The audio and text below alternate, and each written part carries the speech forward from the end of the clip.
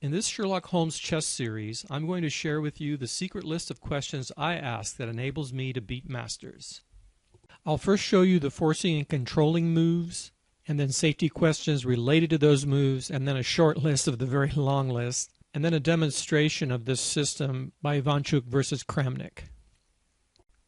Safety is the most important consideration in chess. In this video, we'll be covering the questions related to tactical threats, and in later videos, I'll be covering the strategic variables. Like Sherlock Holmes, we'll find the best moves by first eliminating all the weak suboptimal moves. All the safety questions we'll be asking are related to these 16 forcing and controlling moves. I'm going to go through these lists quickly, so pause the video whenever you want, jot them down on a piece of paper. So here we go. 1. All checks and preparations for checks. 2. All captures and sacrifices and their preparations. 3. All attacks on the queen and their preparation. 4. Attacking undefended pieces or pawns or the preparation to do that. 5. Little guys harassing big guys or their preparation. 6. Pins or their preparation. 7. Passed pawns or their preparation. In open and semi-open positions, most attempts to gain the initiative happen within 1 or 2 moves. So if you can't launch a power move in 1, you look to see if you can launch it in 2. In closed positions, you have time to maneuver more. But even in closed positions, you should be trying to gain something with each move to threaten a concrete gain. Just like in boxing, 1, 2, 1, 2. So don't waste your tempos. Every move counts. Every move should be an attempt to gain something, either tactically or positionally. I'll be covering these positional gains in another video. Okay, let's continue. 8. In-between moves. Superior counterattacks or an equal tit-for-tat move. The best defense is a better offense. 9. All attack engagements. That's a piece maneuvering where it can attack another piece, including pawns engaging pawns, pawn breaks or pawn shreds. 10. Opportunities to gambit a pawn. Look for possible pawn sacrifices that can gain you something anytime during the game. Of course, this requires a lot of experience and a higher level of skill. 11. An if this, then that. These maneuvers are covered in other videos. Go to the playlist Learn from Grandmasters. 12. Gang attacks. 13. X-rays, or unmasking by your own piece. I almost lost my game against the FIDE master by not asking that question before I moved. 14. The weak square left behind, as Josh Waitzkin puts it. Every time you move, you're leaving a square undefended. Same for your opponent. To be hyper aware of this before you move. Your opponent can jump into that square and launch a power move. It's enough to lose a game. 15. Piece coordination or piece networking, which are pieces converging on a square or another piece. 16. Anomalous moves, which I covered in the Wesley So video. These 16 moves are the forcing, controlling power moves of chess. They are your arsenal. They are used to launch tactics to mate the king or win material. And they're also used to gain strategic and positional gains, which, as I said, I'll cover in another video. And now for the long list. We'll be looking at 3 areas of tactical threat analyses. The strengths and weaknesses in your opponent's last move, the strengths and weaknesses in your next move, and your opponent's response to your next move. We want to avoid surprises. Like Bruce Lee once said, the best defense against a surprise attack is to not be surprised. Okay, here we go. Again, I'm going to go through this list very quickly, so pause the video when you need to. His last move. 1. Does his last move threaten to mate me on his next move? If he's checking you, you should have anticipated it on your previous move and are able to meet it well. 2. Is his last move a preparation to check me on his next move? This could lead to an unstoppable mating combination. 3. Is he attacking my queen? 4. Is his last move a preparation to attack my queen? 5. Did he capture anything, defended or not? Is this move a preparation to capture something on his next move, defended or not? 7, which is a little advanced. Is it good or bad for me if we trade this piece or pawn? Can I avoid this trade? Should I avoid this trade? Can I safely avoid this trade? I'll be doing a video later on trading pieces, and this will become more clear. 8. Is it a forcing move? If it was a capture or sacrifice, can I ignore it and launch a superior counterattack, or an in-between move, or an equal tit-for-tat move? 9. Does this move pin anything? 10. Is this move a preparation to pin something? 11. Is his move a lower-ranked piece attacking a higher-ranked piece? 12. Is this move a preparation to attack a higher-ranked piece with a lower-ranked piece? 13. Did his move create a passed pawn? 14. Is this move a preparation to create a passed pawn? 15. Did this move attack something? Did it add an attacker to a piece already attacked? A gang attack?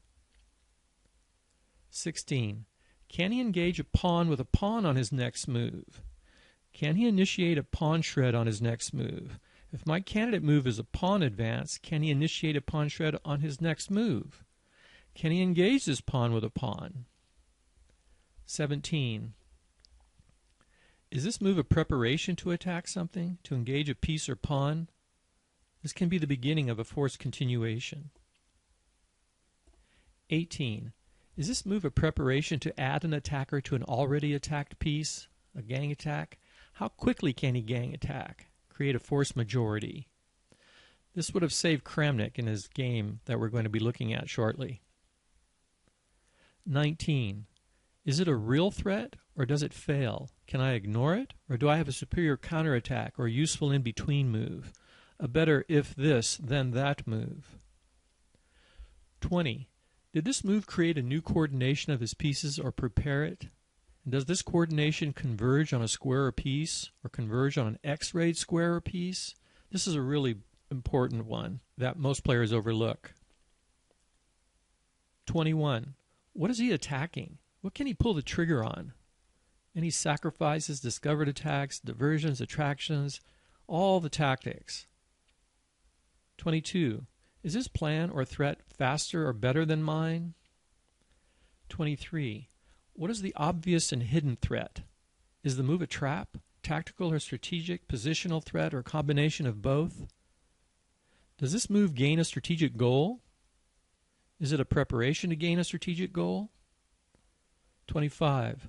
What is his long-range strategic plan, and has this move furthered it? Is it a defensive move or preparation for defense? Is he responding to my threat or plan? Where does it lie on the offense-defense posture spectrum? I'll be explaining that in a future lesson on fighting principles.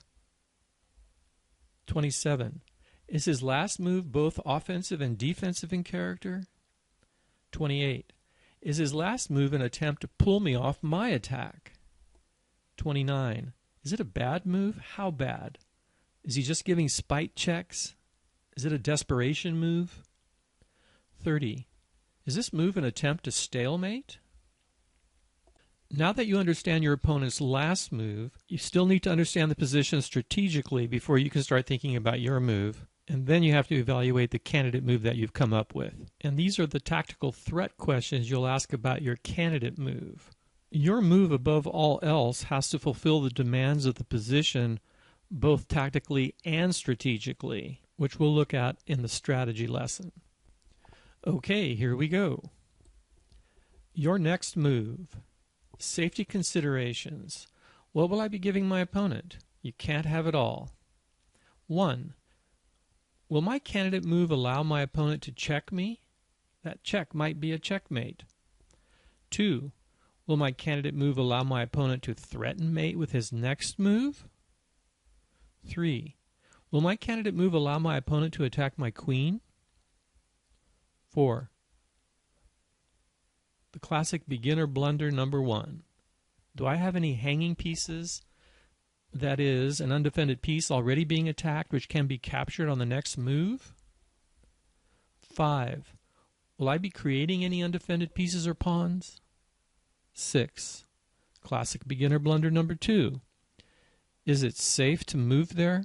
Will I be moving to an already guarded or attacked square where my piece can be captured immediately after I make my move? 7. Classic beginner blunder number 3. Is it safe to move there? No matter how good you get, you always have to ask that question. Moving to a square which is guarded more times than you're guarding it, 2 against 1 is the same as 1 against none. It's a hanging piece. 8. Beginner blunder number 4. Removing your own defender of an already attacked piece, allowing it to be captured on the next move. So the question you ask is my piece defending something which it no longer will be after I move it? 9.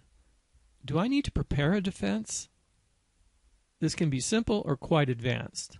We'll be getting into that more in the strategy lesson. 10. Are any of my pieces being X-rayed, which may be exposed by my candidate move? Especially the king and any higher rank piece being X-rayed by a lower rank piece. 11. Will my candidate move allow my opponent to pin me? 12. Will my candidate move allow my opponent to attack a higher rank piece with a lower rank piece? 13. Will I have an undefended piece after a series of trades?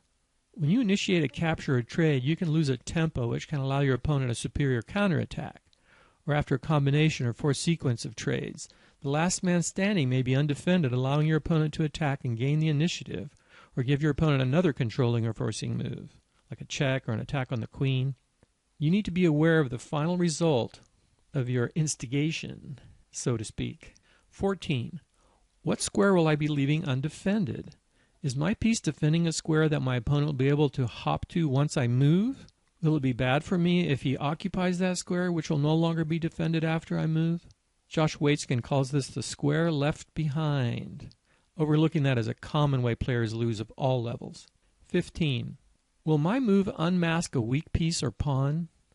This means an unmasking by your own piece, or unblocking a piece already attacked which can be attacked again in one move by the opponent, creating a discovered attack on your own piece by your own move. I'll show you this in my game against the FIDE Master in another lesson. 16. Is my trade count accurate? Make sure you have at least the same number of pieces defending a square before you enter it or initiate a trade there. 17. Can my opponent stop or thwart my move? How should my opponent respond to my candidate move?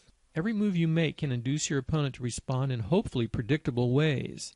You should know his possible responses and counter moves before you make your move.